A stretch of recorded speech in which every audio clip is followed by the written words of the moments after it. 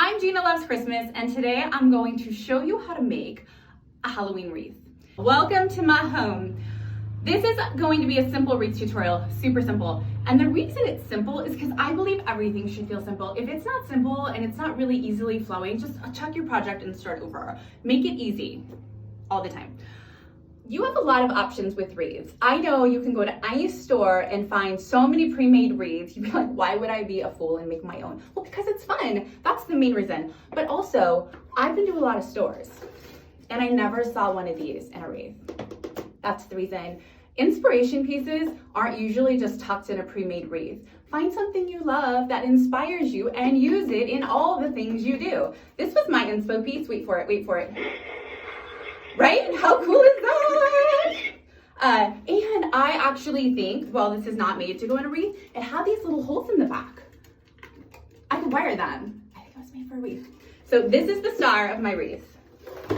I am adding to it texture, right? Like, is texture my middle name? Oh, that doesn't start with an L. Okay. I'm adding to it texture in all things. So once I found my inspo piece, I needed to figure out how to give my wreath some body and some personality. This was like the money. And it's touched with a little bit of sparkle. It's matte sparkle. It's Halloween, I know. And then this is fabulous. This is like a lasso, and it separates into 3 different pieces. This is a good add to the recipe. My sparkle is coming in the form of these berries, orange, Halloween berries. You can put them in a Christmas tree. I have. Check out my feed on Instagram. You'll see the black and orange tree. And then this little spider guy, like from the dollar store, right? But he's so cute. Last thing, to fill it up, I'm gonna use these pumpkins. Also cheapy, but look, a place to wire. I don't need it to be a jack-o'-lantern because that's not really what I'm going for. I'm going for like elegant Halloween. I also spent a pretty good amount of money on my inspiration piece, so it would be a little bit foolish of me to cheapen it up, right? Pick things that go with what you're doing. If you want it to look expensive, pick things that look expensive. My wreath. I still don't know what to do with my hands. It's okay. I know what to do with my hands when I'm actually decorating, so we're gonna figure it out. My wreath started its life as a green wreath, like a Christmas wreath, but I used flat black spray paint and I spray painted it. They do sell these. You could go to a lot of stores and buy a black wreath. You don't have to paint it yourself. But like, I just like to spray paint. That's why I did it. I'm gonna start building my base and show you the bits and pieces as I go. This is the first time I've done a wreath tutorial, so a pro tip that I need you to know now is that doing it at an angle while aesthetically pleasing to the camera was not the way to do the wreath. So build your wreath against a hard surface, like that, okay?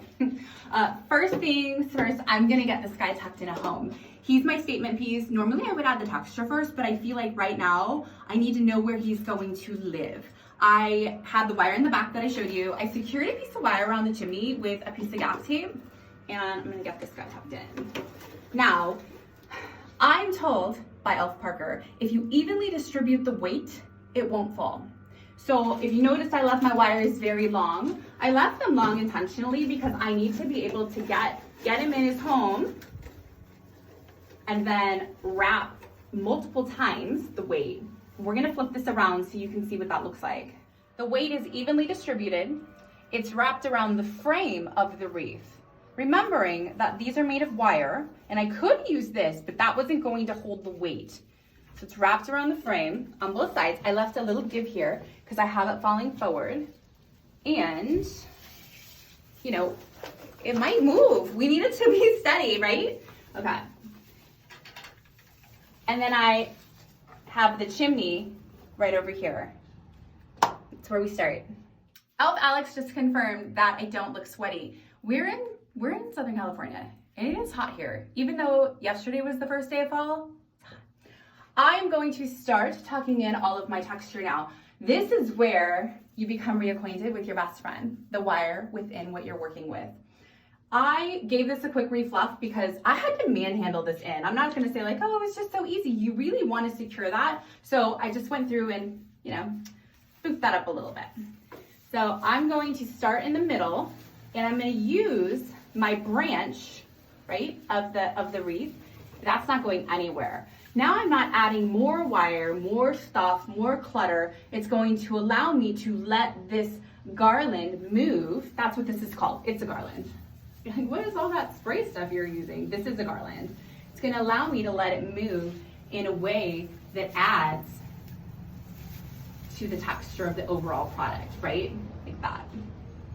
All this has been tucked in. This garland really does its own thing. I went lightly around the bottom because my toothpicks in my recipe are gonna kind of cradle the haunted house.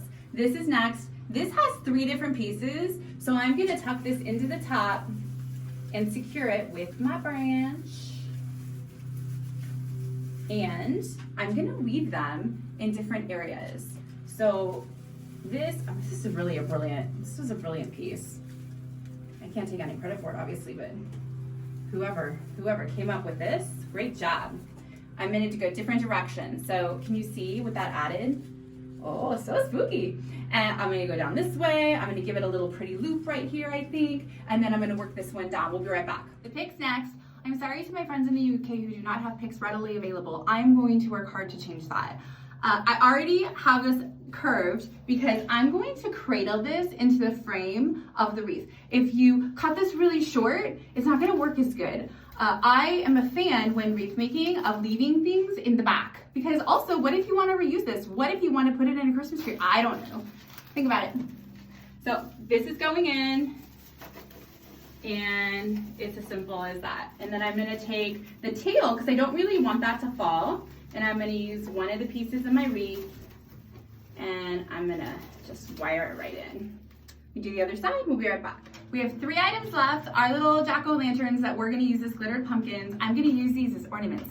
That's always my rule of thumb. Whenever I don't feel confident about doing anything, I just pretend what I'm gonna do is a Christmas tree.